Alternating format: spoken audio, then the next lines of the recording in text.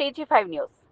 Welcome to night bulletin. ఇక వార్త వివరాల్లోకి వెళ్తే కూటమి ప్రభుత్వం సోషల్ మీడియా కార్యకర్తలపై విరుచుకుపడుతోందని విమర్శలు వెల్లువెత్తుతున్నాయి. సూపర్ 6 అమలు కాకపోవడంపై ప్రజలు ప్రశ్నిస్తే వాటిని తట్టుకోలేక కేసులు పెట్టి జైల్లో వేస్తున్నారని ఆరోపణలు ఉన్నాయి. ఒక్కో యాక్టివిస్టుపై 20 నుంచి 30 కేసులు నమోదు చేసి చట్టాలను, కోర్టు తీర్పులను లెక్క చేయకుండానే వేధింపులకు గురి చేస్తున్నట్లు తెలుస్తోంది. ప్రభుత్వ వైఫల్యాలను ఎత్తి చూపుతున్నందుకు సోషల్ మీడియాపై కఠిన చట్టాలను తీసుకురావడానికి ప్రయత్నాలు జరుగుతున్నాయి. ప్రజాస్వామ్యంలో విమర్శలకు చోటు ఉండాలి, కానీ కూటమి ప్రభుత్వం నియంతృత్వ ధోరణి అవలంబిస్తోందని ప్రతిపక్షాలు మండిపడుతున్నాయి. అసలు ఈ కూటమి ప్రభుత్వం అధికారంలోకి వచ్చినప్పుడే ప్రజా వ్యతిరేకతను, అదేవిధంగా వాళ్ళు రాష్ట్ర వ్యాప్తంగా వైఎస్ఆర్సీపీ శ్రేణులపై దాడులు జరిపిన నేపథ్యంలో సోషల్ మీడియా ప్రశ్నించినందుకు రాష్ట్ర వ్యాప్తంగా అరెస్టులు చేసి ఒక్కొక్కరిపైన 20 కేసులు 30 కేసులు పెట్టి ఈ రాష్ట్రమంతా తిప్పిన పరిస్థితి. ఈ ప్రభుత్వమే చట్టాలను అమలు పరచాల్సిన ప్రభుత్వం ఇవాళ చట్టాలను ఉల్లంఘించి హైకోర్టు తీర్పులను, సుప్రీంకోర్టు తీర్పులను సైతం లెక్క చేయకుండా ఇవాళ సోషల్ మీడియా కార్యకర్తలను వేధిస్తా ఉంది. రెండో విడత ఇప్పుడు. అంతకుముందు 7 సంవత్సరాల లోపు శిక్ష పడే కేసుల్లో అరెస్టు చేయకూడదనే నిబంధన ఉందని చెప్పి అర్నేష్ కుమార్ జడ్జిమెంట్ను ఉదాహరిస్తూ హైకోర్టు మరో సర్క్యులర్ కూడా ఇష్యూ చేసిన తర్వాత ఇవాళ ఈ ప్రభుత్వము, పోలీస్ డిపార్ట్మెంటు కొత్త పన్నాగం పన్ని దానిలలో సోషల్ మీడియా కేసులు పెడితే వీళ్ళు వెంటనే బయటకు వచ్చేస్తున్నారు. అసెంబ్లీలో టీడీపీ ఎమ్మెల్యే బాలకృష్ణ ప్రవర్తనపై వైసీపీ నేత మాజీ మంత్రి జోగి రమేష్ ఘాటు వ్యాఖ్యలు చేశారు. అసెంబ్లీని దేవాలయంగా పరిగణించాలనే బదులు దానిని అవమానపరిచే ప్రవర్తన చేస్తున్నారని మండిపడ్డారు. మెన్షన్ హౌస్ లాంటి వ్యవహారాలు సభలో ఎలా అనుమతిస్తారు? శాడిస్టులందరూ కలిసి అసెంబ్లీ గౌరవాన్ని దెబ్బతీస్తున్నారంటూ విమర్శించారు. బాలకృష్ణను ఉద్దేశించి నువ్వు నందమూరి వారసుడువా లేక నారా వారసుడువా అని ప్రశ్నించారు. ఈ వ్యాఖ్యలతో సభలో ఉద్రిక్తత నెలకొంది. శాడిస్టులందరూ కూడా ఒక చోట చేరి ఆ అసెంబ్లీని, దేవాలయం లాంటి అసెంబ్లీని భ్రష్టు పట్టిస్తున్న పరిస్థితులు. నిజంగా బాలకృష్ణ నందమూరి వారసుడా, నారా వారసుడా? నందమూరి వారసుడైతే నందమూరి తారక రామారావు, ఎన్టీ రామారావు గారు పెట్టిన పార్టీ తెలుగుదేశం పార్టీ. తెలుగుదేశం పార్టీకి అధ్యక్షుడవుతాడు. తెలుగుదేశం పార్టీకి అధ్యక్షుడు ఎవరు? నారా చంద్రబాబు నాయుడు. నారా చంద్రబాబు నాయుడు అధ్యక్షుడైతే నందమూరి బాలకృష్ణ ఎన్టీ రామారావు గారికి వారసుడా? నందమూరి బాలకృష్ణ కాదు, నారా బాలకృష్ణ. నందమూరి బాలకృష్ణ ఎప్పుడూ చంద్రబాబు నాయుడికి సంకనాకాడు, తొత్తుగా మారిపోయాడు, చేరిపోయాడు. కాబట్టి నందమూరి బాలకృష్ణ కాదు, నారా బాలకృష్ణ అని చెప్పేసి ఇక్కడి నుంచి చెప్పాను. బ్రీత్ ఎనాలజీలు పెట్టించు బాసు, బ్రీత్ ఎనాలజీలు పెట్టించాలిగా. అసెంబ్లీలో పెట్ట తప్పదు కదా. ఇప్పుడు దాకా ఆ పరిస్థితి లేదు, ఇప్పుడు తప్పదు, పెట్టాల్సిందే. ఏం చేస్తాం మరి, మన కర్మ. ఫస్ట్ టైం ఇది, ఇటువంటి వాళ్ళు రావటం ఇట్లా చాలా. ఇక దీని గురించి విపులంగా చెప్తాలే. మరి కిక్క ఆగ్రహం అడగాలిగా ఫస్ట్ నువ్వు పోయినా. టీపీసీసీ అధ్యక్షుడు మహేష్ కుమార్ గౌడ్ మాట్లాడుతూ కేంద్ర ప్రభుత్వం తెలంగాణ అభివృద్ధిని అడ్డుకుంటోందని తీవ్ర విమర్శలు చేశారు. బీసీలకు 42% రిజర్వేషన్లు ఇస్తామని చెబితే బీజేపీ ఎమ్మెల్యేలు మద్దతు ఇస్తున్నారని, కానీ కేంద్ర మంత్రులు ఆటంకం కలిగిస్తున్నారని ఆరోపించారు. కేంద్ర మంత్రి కిషన్ రెడ్డి తెలంగాణకు తెచ్చిన ప్రాజెక్టులు ఏవో చెప్పాలని ప్రశ్నించారు. రాజకీయాలకు అతీతంగా రాష్ట్ర అభివృద్ధి కోసం కృషి చేయాలని ఆయన పిలుపునిచ్చారు. అభివృద్ధి సంక్షేమ ఫలాలు ఇవ్వడంలో భాగం కావాల్సినటువంటి కేంద్ర మంత్రులు, కేంద్ర ప్రభుత్వం ఆటంకాలు సృష్టిస్తూ అభివృద్ధిని అడ్డుకుంటా ఉన్నాయి. కిషన్ రెడ్డి గారు గుజరాత్లో సాబర్మతి రివర్ని సుందరీకరణ చేస్తే అభ్యంతరం లేదు, కానీ మన మూసీ రివర్ని సుందరీకరణ చేస్తే అడ్డుకున్నారు. అది అందరికీ తెలిసిన విషయం. ఇలా 42% రిజర్వేషన్ ఇస్తే కూడా రాష్ట్రంలో ఓటేసినటువంటి బీజేపీ శాసనసభ్యులు అక్కడ ఓటేస్తారు, కేంద్రానికి వచ్చేసరికి కిషన్ రెడ్డి గారు, బండి సంజయ్ గారు దాన్ని అడుగుంటారు. నేను కిషన్ రెడ్డి గారికి మనవి చేస్తా ఉన్నాను, అభివృద్ధి విషయంలో పార్టీలకు అతీతంగా ఉండాలి. మీరు బీజేపీ అయినా మేము కాంగ్రెస్ అయినా రాష్ట్ర అభివృద్ధి విషయంలో మీరు భాగం పంచుకోవట్లేదు. అంతకుముందు కూడా మంత్రిగా ఉన్నారు కిషన్ రెడ్డి గారు, నాకు మంచి మిత్రుడు, నాకు సీనియరు. వారి 2 సంవత్సరాలుగా రాష్ట్రానికి తీసుకొచ్చినటువంటి ప్రాజెక్టులు ఏమిటి, అభివృద్ధి కార్యక్రమాలు ఏంటి, మేము 2 సంవత్సరాలుగా కేంద్ర సహాయం సంపూర్ణంగా దొరక్కపోయినా రాష్ట్రానికి ఇచ్చిన అభివృద్ధి ఏంటి, సంక్షేమం ఏంటి చర్చ పెట్టుకుందాం, సిద్ధంగా ఉన్నాం, సమస్య లేదు. మేము ముఖ్యమంత్రి గారు కూడా చెప్పారు, మీరు పిలవండి కేంద్రానికి, మేము వస్తాం, ప్రధానమంత్రిని గెలుస్తాం, రావాల్సిన అభివృద్ధి విషయంలో అడుగుదామని. ఇంతవరకు పిలిచిన పాపాన పోలే. డెఫినెట్గా ఫార్ములా ఈ కార్ రేస్లో కేటీఆర్ గారు తప్పు చేస్తున్నారు. కోర్టుల ద్వారానో లేక గవర్నర్ పర్మిషన్ ఇవ్వక టెంపరీ వెసులుబాటు ఉంటే ఉండొచ్చు. ఆయన ముద్దాయిగా ఎస్టాబ్లిష్ అయింది. డెఫినెట్గా వైసీపీ నేత దేవినేని అవినాష్ మాట్లాడుతూ మా నాయకుడు జగన్ అభివృద్ధి సంక్షేమంలో కొత్త చరిత్ర సృష్టించారని తెలిపారు. అలాంటి నేతపై బాలకృష్ణ వ్యాఖ్యలు సిగ్గుచేటన్నారు. ఎన్టీఆర్, వైఎస్ఆర్ మాకు దేవులతో సమానమని పేర్కొన్నారు. విజయవాడకు ఎన్టీఆర్ జిల్లా పేరు పెట్టిన జగన్ గొప్పదనాన్ని గుర్తు చేశారు. బాలకృష్ణ మాట్లాడుతూ ఈ రాష్ట్రానికి ముఖ్యమంత్రిగా పనిచేసిన వ్యక్తి, కోట్లాది మంది పేద ప్రజల జీవితాల్లో వెలుగులు నింపి అనేక సంక్షేమ కార్యక్రమాలతో, అభివృద్ధి కార్యక్రమాలతో గతంలో ఏ ముఖ్యమంత్రి చేయలేని సంక్షేమ కార్యక్రమాలు, అభివృద్ధి కార్యక్రమాలు చేసిన మా నాయకుడు, మా ప్రాణమైన జగన్మోహన్ రెడ్డి గారి మీద ఈరోజు ప్రజానికం, ఆయనకు ఓటేసిన ప్రజానికం, ఎవరైతే బాలకృష్ణ గారికి ఓటేసిన ప్రజానికం కానివ్వండి, కూటమి ప్రభుత్వానికి ఓటేసిన ప్రజానికం కానివ్వండి, తల దించుకునేలాగా ఈరోజు నిన్న అసెంబ్లీలో మాట్లాడిన మాటలు నిజంగా ఎంతో సిగ్గుచేటి విషయం. ఈరోజు మాకు స్వర్గీయ నందమూరి తారక రామారావు గారైనా, స్వర్గీయ వైఎస్ రాజశేఖర రెడ్డి గారైనా మాకు దైవంతో సమానం. మేము ప్రేమిస్తాం, గౌరవిస్తాం, అభిమానిస్తాం. ఈరోజు గారు రామారావు గారు కుటుంబ సభ్యులుగా మీకు గారు ఆ గౌరవం ఉండేది. కానీ నిన్న మీరు మా నాయకుడు జగన్మోహన్ రెడ్డి గారి మీద చేసిన వ్యాఖ్యలు ఎంత సిగ్గుచేతనంగా, ఎంత దిగజారిపోయిందో ఒక్కసారి మీరు గమనించారా అని చెప్పి ఈరోజు బాలకృష్ణ గారిని మేము అందరం సూటిగా ప్రశ్నిస్తున్నాం. ఈరోజు మీరు తెలుసుకోవాల్సిన విషయం, మీరు గుర్తు చేసుకోవాల్సిన విషయం, మా నాయకుడు జగన్మోహన్ రెడ్డి గారు ఈ జిల్లాకి ఎన్టీఆర్ జిల్లాగా పేరు పెట్టిన నాయకుడు ఎవరు ఉందంటే అది మా నాయకుడు జగన్మోహన్ రెడ్డి గారే. వైసీపీ ఎమ్మెల్సీ వరద కళ్యాణి మాట్లాడుతూ సూపర్ 6 హామీలు అరకొరగా అమలై చాలా మందిని ప్రభుత్వం ఎగనామం పెట్టిందని విమర్శించారు. నిరుద్యోగులు, మహిళలు, రైతులకు తగినంత మేలు జరగలేదని అన్నారు. అటర్ ఫ్లాప్ అయిన సినిమాకు సక్సెస్ మీట్లు ఎలా పెడతారని ఎగదోశారు. ప్రజలు ప్రభుత్వ వైఫల్యాలపై నవ్వుకుంటున్నారని వ్యాఖ్యానించారు.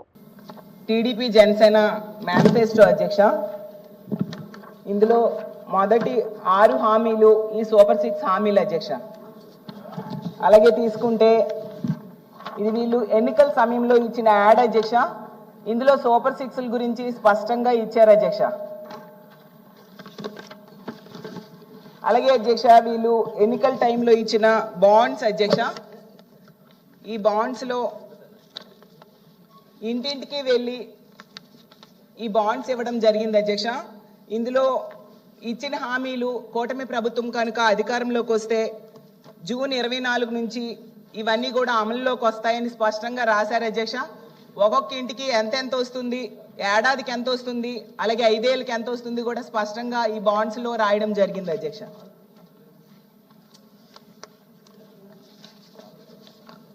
ఈ హామీల్లో ముఖ్యంగా రైతులకి, మహిళలకి, యువతకి, నిరుద్యోగులకి ఈ సూపర్ 6 హామీలు ఇవ్వడం జరిగింది అధ్యక్ష.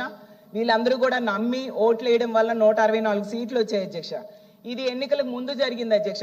ఇప్పుడు ఎన్నికలు అయిపోయాక 15 నెలల తర్వాత అనంతపురంలో ఒక పెద్ద సభ పెట్టి పెద్ద ఎత్తున సంబరాలు చేశారు అధ్యక్ష. దానికి సూపర్ 6 సూపర్ హిట్ అని పేరు పెట్టడం జరిగింది అధ్యక్ష. దాన్ని చూసి రాష్ట్ర ప్రజలు ఎవరికి అర్థం కాలేదు అధ్యక్ష. అసలు సూపర్ 6 సూపర్ హిటా, సూపర్ ఫ్లాపా అర్థం కాని పరిస్థితుల్లో అందరూ ఆశ్చర్యపోయారు అధ్యక్ష. ఎందుకంటే ప్రతి నిరుద్యోగికి 3,000 చొప్పున 45,000 నిరుద్యోగ భృతి ఎగనామా పెట్టడం సూపర్ హిట్టా, సూపర్ ఫ్లాపా అధ్యక్ష. అలాగే 2 కోట్ల మంది మహిళలకు 22,500 ఎగనామం పెట్టడం హిట్టా, ఫ్లాపా అధ్యక్ష. ప్రతి బీఆర్ఎస్ వర్కింగ్ ప్రెసిడెంట్ కేటీఆర్ మాట్లాడుతూ తెలంగాణ ముఖ్యమంత్రి రేవంత్ రెడ్డి నియంతలా వ్యవహరిస్తున్నారని మండిపడ్డారు. ఎక్కడైనా పరిశ్రమలు పెట్టినా చిన్న గ్యాంగులు మాత్రమే భయపెట్టేవని, కానీ ఇప్పుడు స్వయంగా సీఎం బెదిరిస్తున్నారని అన్నారు. ఎల్ఎన్టీ సిఎఫ్ఓ ఫ్రీ బస్ కారణంగా మెట్రో నష్టపోతోందని చెప్పగానే జైల్లో వేయమని ఆదేశించడం ప్రజాస్వామ్యానికి విరుద్ధమని విమర్శించారు. ఉత్తర కొరియా లాంటి పాలన జరుగుతుందని ఎద్దేవా చేశారు. చిన్న ఆకు రౌడీలు వాళ్ళు బెదిరిస్తుంటారు, ఏయ్ మా దగ్గర పెడతావు అట్లా ఇట్లా అని. తెలంగాణలో ఇప్పుడు ఎట్లయిపోయిందంటే స్వయంగా ముఖ్యమంత్రి బెదిరించే కాడికి వచ్చింది. గలీజ్ అంటే పరిస్థితి. డైరెక్ట్గా నిస్సిగ్గుగా, మళ్ళేం భయం కూడా లేదు, సిగ్గుపడు కూడా లేదు, నిస్సిగ్గుగా ఎల్ఎన్టీ సిఎఫ్ఓని తీసుకుపోయి జైలు వేయమని చెప్పిన నేను. శంకర్ రామన్ అనే ఒక సిఎఫ్ఓ గారు ఎల్ఎన్టీ ఏమన్నాడు ఆయన పాపం? ఫ్రీ బస్సు పెట్టినరు కానీ మాకొచ్చే నష్టాల గురించి ఆలోచన చేయలేదు. మాది పీపీపీలో ఉన్నది. పీపీపీ అంటే పబ్లిక్ ప్రైవేట్ పార్ట్నర్షిప్. మేము పెట్టుబడి పెట్టినాం ఇలా, మరి హైదరాబాద్లో ఫ్రీ బస్ పెడితే మాకు కొంత నష్టం వస్తుంది కదా, మరి మామూలు కూడా చూసుకోవాలి కదా అన్నట్టు ఏదో అన్నాడు ఆయన. ఏమైనా జైలు వేయండి, వాడిని జైలు వేయండి అంటే ఏది నువ్వేమైనా నియంతవా, నువ్వు ఇడీ అమీన్వా, లేకపోతే నువ్వేమన్నా ఆయన నార్త్ కొరియాలో ఉంటాడు ఒక ఆయన పొట్టి ఆయన పేరుందా కిమ్ గాయనవా, ఎవరు పోయి నువ్వు అసలు ఎవరు పడితే వాళ్ళని జైలు వేస్తావా నువ్వు? గింత అన్యాయం, గింత అరాచకం ఎట్లా కనబడుతుంది నీకు అర్థం కాదు. అంతంత పెద్ద పెద్ద సంస్థలు ఊకుంటాయి అనుకుంటున్నావా? వాళ్ళకేం వేరే మార్గాలు లేవా? అంటే నీ ఇష్టం ఉన్నట్టు మాట్లాడతా, నీ అహంకారపూరితంగా ఎవరిని పడితే వాళ్ళని జైలు వేస్తా, ఇంత అన్యాయమా? ఇంకొక దారుణమైన మాట ఏంటంటే, నేను చేసిన పథకాన్ని తప్పు పడతావా గంతోళ్ళ మీరు అన్నట్టు జైలు వేస్తా అంటే మీ తప్పులు ఎత్తి చూపుతీగా జైలు వేసేస్తారా మీరు? ఇంత అరాచకమా? సమస్యను సామరస్యంగా ముఖ్యమంత్రి అంటే ఆయన పరిష్కరించాలి. వార్నింగ్లు ఇచ్చుడు, డాగేసుడు, కచ్చా డాగులేసుడు, ఉంటావా పోతావా అని ఇంకా బెదిరించాడు. ఇంకో పేపర్లో చూపెడతానండి మీకు కావాలంటే. ఓ స్పీచ్లో చెప్తున్నాడు ముఖ్యమంత్రి. ఎల్ఎన్టీకి కేసీఆర్ అంటే కేటీఆర్ అంటే ఇష్టం ఉండొచ్చు, కానీ ఇప్పుడు ముఖ్యమంత్రి రేవంత్ రెడ్డి యాద పెట్టుకోండి అంటే ఇక ఓపెన్ దాదాగిరి. వాళ్ళేమైనా మా చుట్టాలా, మాకేమైనా వాళ్ళకేమైనా మాకు వ్యాపార భాగస్వామ్యం ఉందా? ఎల్ఎన్టీకి నేను కేసీఆర్ గారు ఎందుకు ఇష్టం ఉంటామండి నాకు అర్థం కాదు. ఆయన తిక్కలోడు కానీ వాళ్ళ మీద డాగేసుడు. మాజీ మంత్రి పేర్ని నాని మాట్లాడుతూ అఖండ సినిమా సమయంలో బాలకృష్ణ స్వయంగా తనకు ఫోన్ చేసి జగన్ అపాయింట్మెంట్ కోరానని వెల్లడించారు. నిర్మాత టికెట్ రేట్ల పెంపు విషయంలో సహకరించాలని అడిగారని, జగన్ కూడా వాళ్లకు కావాల్సింది చేయండి అని అనుమతి ఇచ్చారని చెప్పారు. బాలకృష్ణ ఇప్పుడు అసత్యాలు చెబుతున్నారని విమర్శించారు. నన్ను అడిగావు బాలకృష్ణ, నన్ను అడిగావు ఫోన్ చేసి జగన్మోహన్ రెడ్డి గారితో అపాయింట్మెంట్ ఇచ్చు నేను వచ్చి కలుస్తానని చెప్పాను. అఖండ సినిమా కోసం మిరియాల రవీందర్ రెడ్డి ఆయన ఎవరో ఉన్నాడు, నా దగ్గరికి వచ్చాడు. నన్ను అడిగి 10 మందితో మాట్లాడించి అపాయింట్మెంట్ తీసుకుని నా దగ్గరికి వచ్చాడు. సార్ మా హీరో గారు మాట్లాడుతా అంటున్నారు, కొద్దిగా మాట్లాడండి సార్ అన్నాడు. మీకు అభ్యంతరం అన్నా? నాకే అభ్యంతరం లేదు, మాట్లాడండి, నేను మంత్రిని, మాట్లాడాలి, బాధ్యత, మాట్లాడించండి అని మాట్లాడావు. జగన్మోహన్ రెడ్డి గారు ఎట్టా ప్రవర్తించాడు? నేను వెళ్ళి అడిగితే, సార్ బాలకృష్ణ ఫోన్ చేశాడు సార్, వస్తాడంటే మిమ్మల్ని కలుస్తా అంటే కొద్దిగా అపాయింట్మెంట్ ఇవ్వండి అని అడిగాను. ఏ బాలకృష్ణ? చంద్రబాబు నాయుడు బామ్మర్ది. అవునండి, ఆయన బామ్మర్ది. మన దగ్గరికి ఎందుకు, ఏంటి పని ఏంటి అంటాను. అఖండ సినిమాకి లీనియంట్గా ఉండాలంట. వాళ్ళు బ్లాక్లో అమ్ముకుంటారు టికెట్లు, ఎక్కువ షోలు వేసుకుంటారు, బాగా సినిమాకి ఎక్కువ ఖర్చు అయిందంట. మామూలుగా బడ్జెట్ 45 కోట్లు ఎంతో అనుకుంటే అది ఆ డైరెక్టర్ వల్ల అంటే ఎక్కువగా అమ్మారని చెప్పని రేట్లు ఎక్కువగా అమ్మారంట. ఎక్కువగా అమ్మటం వల్ల దాన్ని 70 కోట్లకు తీశారంట. కాబట్టి అమ్మపోతే సినిమా బాగా తీసాం, బాగా వచ్చింది, మంచి సినిమా తీశాను, కాబట్టి చూసి చూడండి పొమ్మని అడుగుతున్నాడండి. సరే ఏదో మాట్లాడే సరే వాళ్ళకి ఏమైనా సాయం కావాలంటే చేసి పెట్టని చెప్పారు. అంత హుందాగా ప్రవర్తించినటువంటి జగన్మోహన్ రెడ్డి గారి గురించి మాట్లాడే భాష. వాళ్ళ తండ్రి గారు ఏం చేశాడు మీకు సాయం తెలీదా? యావజ్జీవ కారాగారం అనుభవించాల్సినోడు కదా, జీవితంలో మర్చిపోతాడు ఎవడన్నా మనిషి జన్మెత్తినోడు. అచ్చెన్నాయుడు చైర్మన్ మోషన్ రాజు మధ్య మాటల యుద్ధం చోటు చేసుకుంది. తిరుపతికి రాను అని చైర్మన్ చెప్పారని అధికారులు తెలియజేశారని అచ్చెన్నాయుడు వ్యాఖ్యానించగా సభను తప్పుదోవ పట్టించొద్దని చైర్మన్ మండిపడ్డారు. దీంతో సభలో ఉద్రిక్తత నెలకొంది. ఇప్పుడు నేను అడిగాను అధ్యక్ష, సెక్రటరీ గారికి అడిగాను, అంటే అది ఎంతవరకు వాస్తవం తెలియదు, ఇక్కడదైతే తెలియదు కానీ తిరుపతి అయితే మాత్రం లాస్ట్ మినిట్ వరకు మీకు అడిగారు, నేను రావటం లేదని చెప్పి. తప్పు అని తప్పండి, ఫస్ట్ తీవ్రంగా ఖండిస్తా ఉన్నాను. అది నేను అది రైట్ ఆ రాంగ్ తెలియదు, నేను చెప్పాను కదా రైట్ ఆ రాంగ్ తెలియదు. ఇదైతే ఇప్పుడు నేను మంత్రి గారు సభను వాయిదా వేసేటప్పుడు ఇక్కడ బాగుండదు ఛాంబర్ లో మాట్లాడదామని వాయిదా వేశాను. ఇప్పుడు అది సభను తప్పుదో పట్టించండి. అధ్యక్ష, ఏం జరిగిందని మీ ఎదురుగా పెట్టండి, మాట్లాడదాం. అందుకే మాట్లాడదాం. అధ్యక్ష, ఇది ప్రివిలేజ్ కమిటీ ఉంది అధ్యక్ష, దానిలో కూర్చొని మాట్లాడదాం. ఎవరు తప్పున్నా ఎందుకు తప్పు జరిగిన తప్పు మళ్ళీ జరగకుండా మనం చూసుకోవాలి. అది దీన్ని దయ ఉంచి మీరు కమ్యూనిటీస్ ని కులాల్ని ఈ రకంగా తెచ్చి ఆ స్థానానికి అగౌరవపరచదు. ఇష్యూ మీద మాట్లాడండి. అగౌరవపరచదు. ఇష్యూ మాట్లాడాలనుకుంటే ఇష్యూ మీద మాట్లాడండి. ఈ రకంగా మీరు కులాలు కాపాదంటే తప్పు అధ్యక్ష, అది మీరు ఖండించాలి తప్పనిసరిగా. ఇప్పుడు దయచేసి దీంట్లో ఇష్యూ మీద మాట్లాడండి, ప్రోటోకాల్ మీద మాట్లాడండి, సభ గౌరవం మీద మాట్లాడండి. దయచేసి దీని మీద వద్దు. దయచేసి బీఆర్ఎస్ అధినేత కేసీఆర్ జూబ్లీహిల్స్ నుంచి మాగంటి సునీతను పార్టీ అభ్యర్థిగా ప్రకటించారు. ప్రజల కోరిక మేరకు మాగంటి కుటుంబానికి అవకాశం ఇవ్వాలని నిర్ణయించామని తెలిపారు. ఈ సందర్భంగా కేటీఆర్, హరీష్ రావు, సబితా ఇంద్రారెడ్డి, మహమూద్ అలీ వంటి సీనియర్ నేతలతో చర్చించారు.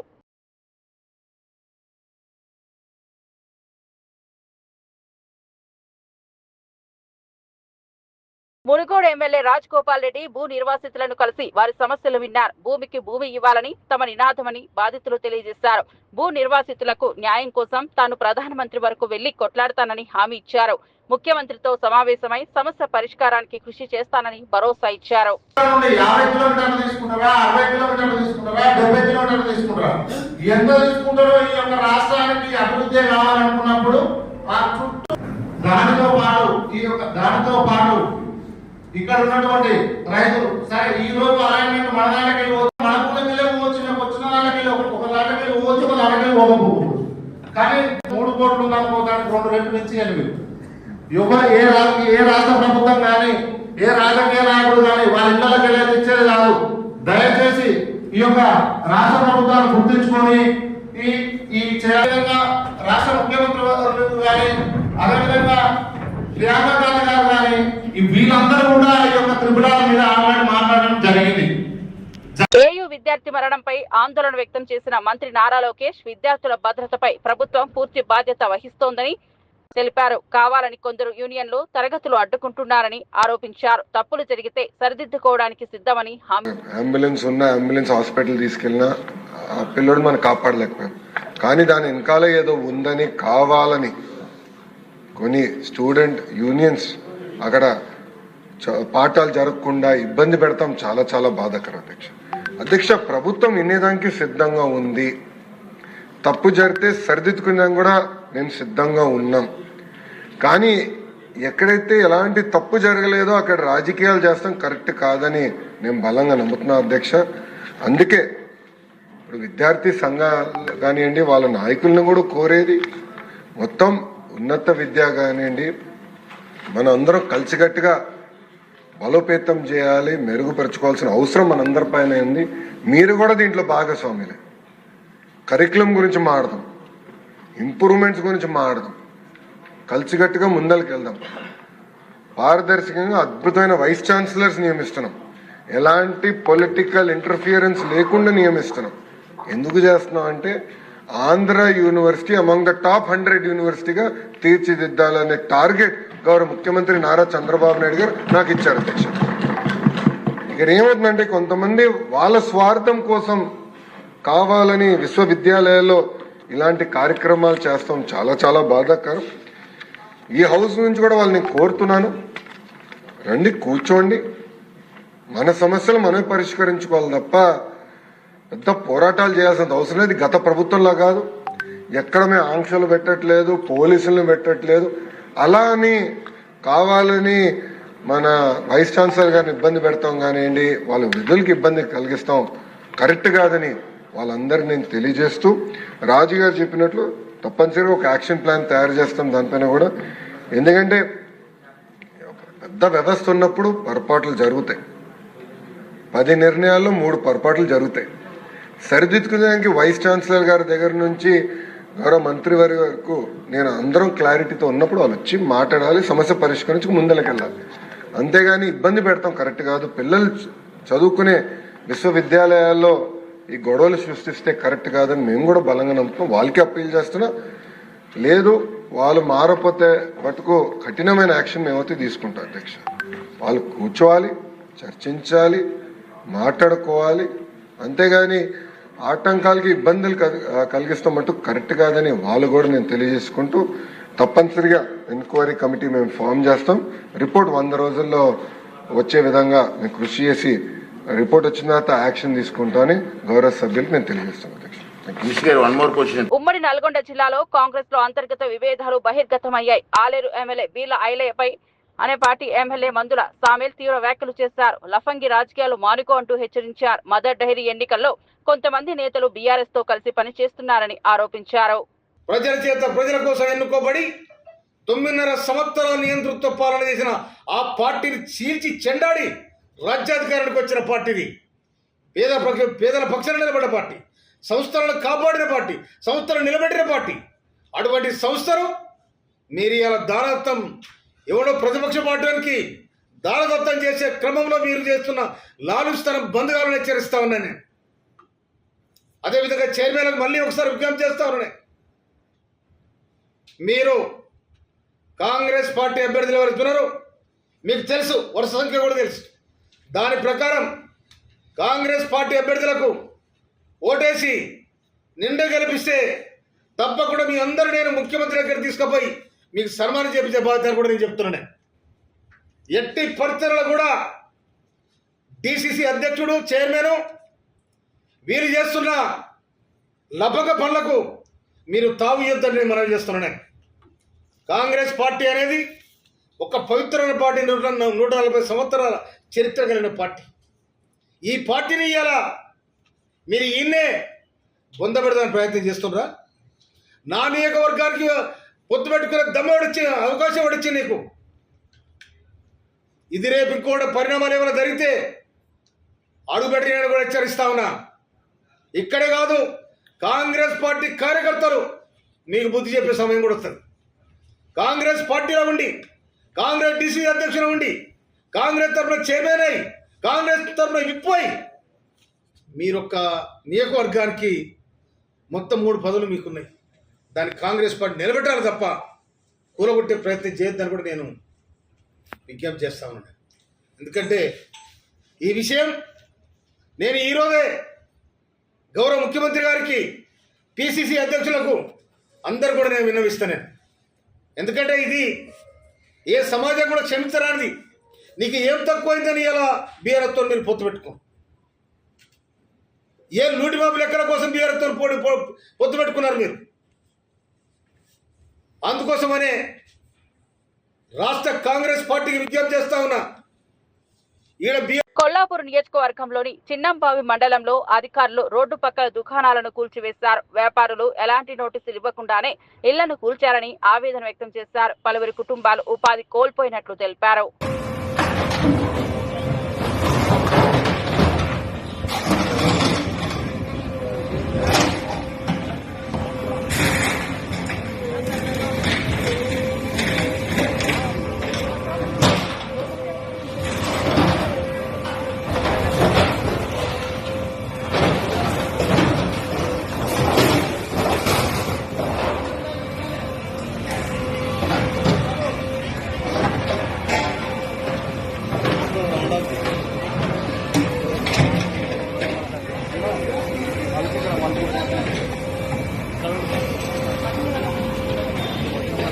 ఎమ్మెల్యే రాజగోపాల్ రెడ్డి పరిమితికి మించి ప్రయాణికులను ఎక్కించిన ఆటోను ఆపి డ్రైవర్ను మందలించారు. చిన్న పిల్లలు, మహిళల ప్రాణాలు ప్రమాదంలో పడేలా ఇలా చేయవద్దని హెచ్చరించారు.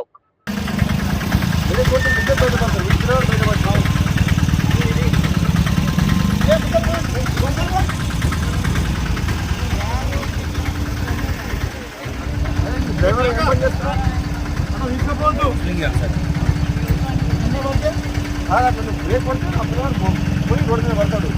ఇది ఉండాలి నీకు మరోసారి మాత్రం ఎంతో పిల్లలు మాత్రం నిలబెట్టారు.